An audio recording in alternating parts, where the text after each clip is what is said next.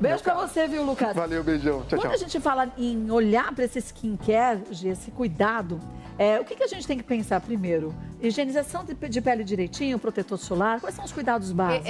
Quando a gente fala de skincare, hoje, quando você joga isso, por exemplo, no Google, você vai ver que vai vir uma infinidade de informações. Mas eu acho que é importante a gente tentar ser o mais objetivo possível, porque a gente está falando para muitas pessoas que talvez, inclusive, não tenham... Quando a gente fala, vá ao dermatologista ou vá ao seu médico, é muito vago, digamos assim, né? Então, para muitas pessoas, o acesso é ali no Google mesmo. Mas é muito importante a gente saber que 3 passos são muito importantes de skincare. E quando se fala de skincare, eu gostaria que as pessoas lembrassem, primeiro, de protetor solar e segundo, de hidratação de pele, mesmo que a sua pele seja oleosa. Mas também é muito importante que você tenha uma higienização adequada. Então, se 3 pontos fundamentais, higienizar, hidratar e proteger, são pontos que vão te trazer uma pele melhor e mais adequada e talvez que você fique mais satisfeito. Quando a gente fala em procedimentos, aí muita gente fala assim, procedimentos estéticos, para você ficar mais bonita, para cuidar da saúde da sua pele, porque a pele é o nosso maior órgão. Sem dúvida. Se a gente não cuida do maior órgão, a gente vai cuidar dos pequenos? Não vai. Não vai. Então, quando a gente fala em hidratação, não é só o rosto, porque tem gente que fica com o rosto bonito e o pescoço parece uma tartaruga. Não é verdade? Maravilhosa. Fica muito bom. Parece tartaruga. E fica mesmo. E aí, eu falo por mim, eu tenho silicônico. A gente deita de lado e aqui formam ruguinhas. Então, você tem que hidratar tudo e massagear absolutamente tudo. E não só porque eu tenho silicônico, meu peito era muito pequeno antes.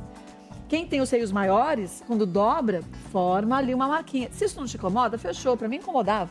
Então é isso, a gente aprender a fazer hidratação corporal, até pra saúde da pele, pro futuro, se você precisar. Evitar banho muito quente ajuda também, né? Porque, queira ou não queira, você está desidratando a sua pele. Então, assim, são pontos que vão começar a surgir, principalmente depois dos 40 anos, as coisas ficam mais nítidas, digamos assim. A gente começa a ter uma perda de colágeno a partir dos 25, e aí, realmente, a partir dos 40, isso fica, digamos, mais grosseiro, e a gente talvez comece a procurar mais procedimentos estéticos a partir daí.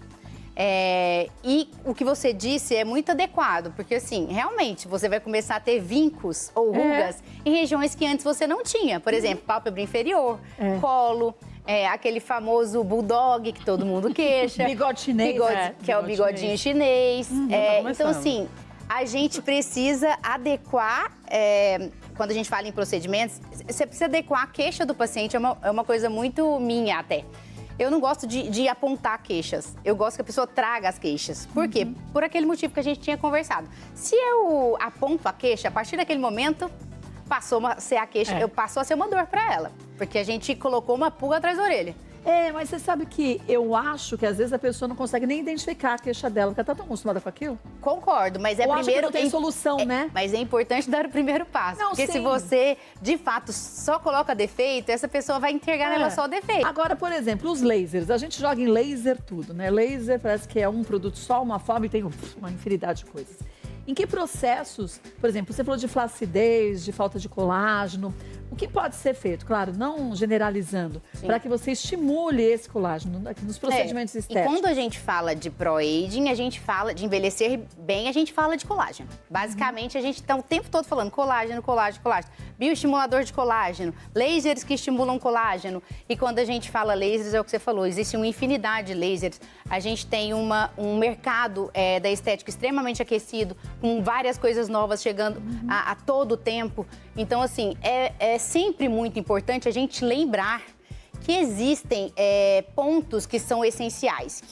E aí está o colágeno. Então, de novo, voltamos para o colágeno. Então, bioestimuladores de colágeno, lasers, skin tightening, que são mais profundos, que conseguem estimular colágeno profundamente. Até os próprios lasers ablativos, quando são feitos com uma certa profundidade. Que mais? Os exossomos, que está super em alta, os PDRNs. O que são exossomos? São aquelas pequenas partículas da célula-tronco? De uma forma bem simplista, né? Bem simplista é isso. Mas, basicamente, são coisas novas que falam de regeneração celular. Porque a gente teve um too much de hipercorreções, bocas enormes, mas projeções malares, exageros. Projeções malares exageradas, ângulos de mandíbula, deformidades. A gente fala que isso é antiestético, de fato. Vocês continuaram falando aqui, eu estava escutando vocês no bloco anterior, falando sobre identidade. As pessoas começaram a perder a identidade. Ficou todo mundo parecido, todo mundo né? parecido. E quando a gente fala de anti-age, a gente fala do oposto disso. Porque a gente não tá falando de sustentação com ácido hialurônico e preenchimento. É porque não vai sustentar. Porque eu vou ficando mais velha, que o negócio vai caindo, eu vou virar um bulldog aqui, né? Na verdade... Depende do que coloca, tem gente que põe dependendo do que coloca e da quantidade que se coloca, porque tudo é técnica também. Sim. Mas, de qualquer forma, você não vai tratar um rosto que está totalmente derretido, digamos assim, se você não sustentar. Então, é importante o ácido hialurônico também, mas não só ele. Mas Entendeu? na medida certa. Na medida certa, sem dúvida. Ultrassom microfocado, que está também cada vez mais em alta. Todo mundo fala de ultrassom microfocado. Ultrassom? São microcoágulos que são feitos em várias camadas da pele para fazer uma tração, estimular colágeno. São aqueles que a gente faz e na hora você faz de um lado e já puxa? Exatamente. Eu fiz. Uau, fez. E faz assim, ó. Aí você fala, gente... Você fez 2 que te deram essa sensação. O foi Skin esse. Tightening, uma combinação de lasers, e o outro foi o ultrassom microfocado. E faz assim, ó. A gente tem que separar o que é meu e o que não é meu. Sim. E aí você pega o que não era seu e você dedicava um tempo, não só no trabalho, mas na família, nos amigos. Ninguém te pediu opinião, você fica dando opinião pra tudo. Então, usa esse tempinho pra você. E quando a gente descobre isso, dá um prazer, a gente falava sobre isso, né, Regina? O prazer da gente se cuidar, né? da Dedicar gente... esse tempo pra gente, esse autocuidado.